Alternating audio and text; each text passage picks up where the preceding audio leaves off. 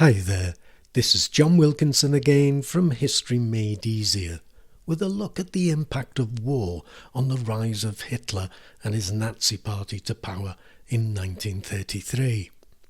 Now let me say straight off, the impact of war is a rare focus for exam questions.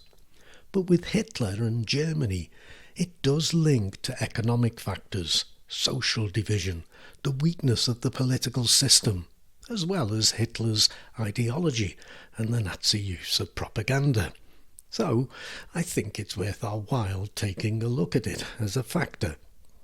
And I think we need to do so from two perspectives, from inside the Nazi party and from Germany's society as a whole. Defeat was hard for Germans to accept. The German Revolution, the chaos that continued right up to 1923, Germans' reactions to the Treaty of Versailles, the Treaty of Shame, is all proof of that. You would have been hard pushed to find a German who didn't hate the Treaty of Versailles at any time in the history of Weimar Germany, and that successive governments were forced to accept the treaty. And let's be clear, they had no choice but to do so. Renegotiating was possible, but the guilt clause still had to be accepted, as well as the treaty as a whole. Well, it left nationalists in Germany, and that included nearly all the elite, who, don't forget, were still in key positions of power, arch enemies of the Weimar Republic. They heaped all the blame on those who were not responsible for starting the war, nor for Germany's crushing defeat, labelling them the November criminals and creating the myth of the stab in the back. And it stuck. For also, let's not forget, Germany had not experienced genuine democracy until Weimar. It was first under Bismarck's firm hand, then Wilhelm's erratic rule, and during the war it was in every real sense under military dictatorship. If you're not aware of any of these things, I would suggest you make yourself aware. So, I think we can make clear links from war to social division and Hitler, as well as to weak government and Hitler. Just go back and remind yourself of the Weimar years. But if you haven't studied Weimar Germany, check out my videos. And the same with economic factors.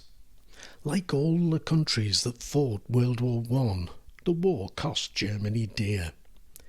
It was hugely costly, and Germany fought it without raising taxes. Why? Well, it expected to win, and it would make sure the defeated powers paid. Look at the punitive terms of the Treaty of Brest-Litovsk.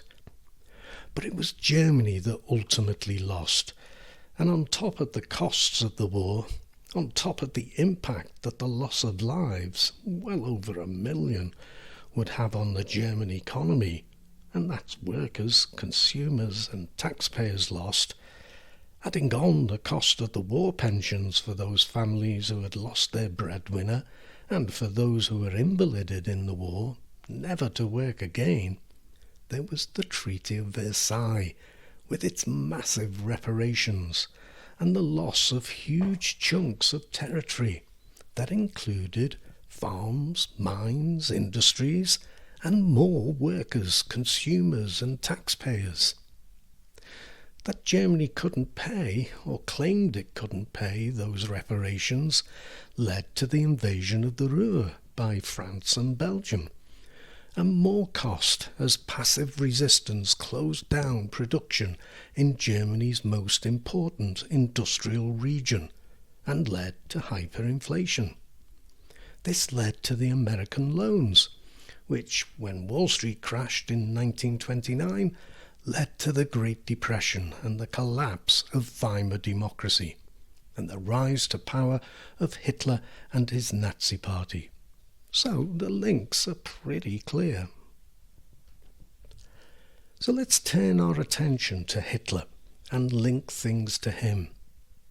For the war shaped Hitler, the Hitler that went into politics and rose to power. And that's what I briefly want to look at here, though I'll go into a little more detail when I look at ideology and propaganda in their own right. The war confirmed Hitler's nationalism. When he left Austria for Munich to avoid joining the Austrian army and petitioned the authorities to join the German army, serving bravely and winning the Iron Cross, both second class and first class, the German army's highest award for bravery. And though there might have been emotional hyperbole in his account in Mein Kampf, there can be no doubt of his sense of devastation on hearing the news of the Kaiser's abdication and the armistice.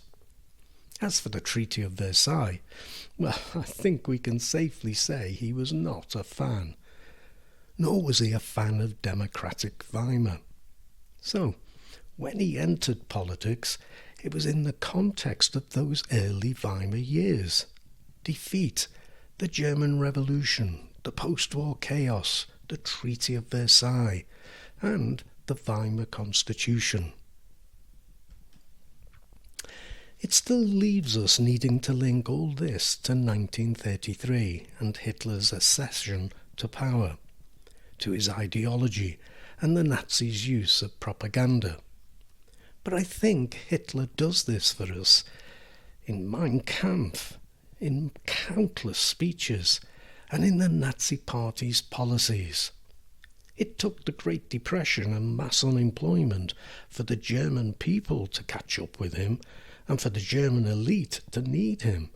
But he was saying the same things that he had been saying since 1919 when he joined the German Workers' Party. Germany was betrayed by the November criminals. The Treaty of Versailles should be torn to shreds. Weimar democracy would never work. Germany needed strong leadership. Germany needed to be rebuilt and made great again. The army strengthened, socialism and communism destroyed, and Jews removed from positions of power and influence. You can add specific details as we reach 1930 and the Great Depression, but that's essentially Hitler's message, and the war had profound impact on it. So, though you will probably not get a question on the impact of the war, though don't rule it out, it nevertheless has a big influence on Hitler, the German elite, and on the German people generally. But you don't have to take my word for any of this.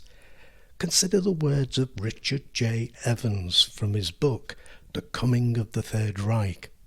This is what he says: "Without the war, Nazism would not have emerged as a serious political force, nor would so many Germans have sought so desperately for an authoritarian alternative to the civilian politics that seemed so signally to have failed Germany in its hour of need."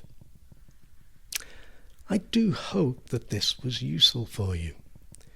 Just how you can make use of what I've outlined here is the kind of thing we can do in tutorials. If you're interested, get your parents to contact me at historymadeeasier@gmail.com and we'll see if we can work something out. But for now, thank you so much for listening and the best of luck with your studies. Cheers.